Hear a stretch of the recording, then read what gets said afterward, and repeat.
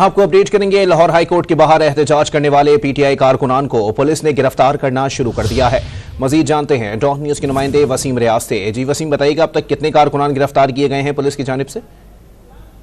जी बिल्कुल, पीटीआई की जानिब से जीपीओ चौक में जब एहतजाज की कॉल जो है वो दे रखी थी, जिसके बाद पुलिस की भारी नफरी पहले से यहाँ पर तैनात थी। जो वकला हैं उन्होंने भी यहाँ पर एहतजाज करने की कोशिश की, लेकिन पुलिस ने जो मेन दरवाजे हैं वहाँ उनको बंद करके ताला लगा दिया, जिसके बाद वकला भी बाहर ना आ सके और पार्किंग में अपना एहतजाज करते अब वो वापस जा चुके हैं। लेकिन अब से कुछ देर कबल जो पीटीआई के कारकुनान यहाँ पहुंचे हैं, जिनमें जो शहजाद फरूक है वो शामिल थे और चंद कारकुनान थे, उनकी तादाद इतनी ज्यादा नहीं थी, जिन्होंने यहाँ पहुंचकर जीपीओ चौक पे एहतजाज जो है वो शुरू कर दिया। पुलिस जो पहले से यहाँ पर तैयार थी, किसी को एहतजाज करने की इजाजत नहीं दे रही थी।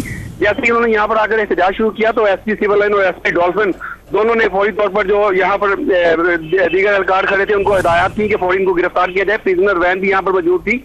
तो यूं जो है वो 7 से 8 कारकुनान जो यहाँ पहुंचे थे उनको गिरफ्तार करके प्रिजनर वैन में जो है बिठाया गया और अब यहाँ से उनको थाने मुंतकिल कर दिया गया है। जो वकला यहाँ पर एहतजाज कर रहे थे वो भी यहाँ से एहतजाज अपना खत्म करके वापस जो है वो जा चुके हैं। पुलिस की नफरी यहाँ पर अभी भी मौजूद है। पुलिस की गाड़ियां, प्रिजनर वैन, वाटर कैनन अभी भी मौजूद है। ना सिर्फ जीपीओ चौक में मुख्तलिफ पॉइंट पर लाहौर पुलिस ने जो है वो मुजाहिरीन को रोकने के लिए पहले से ही अपनी तैयारी जो है वो कर रखी थी।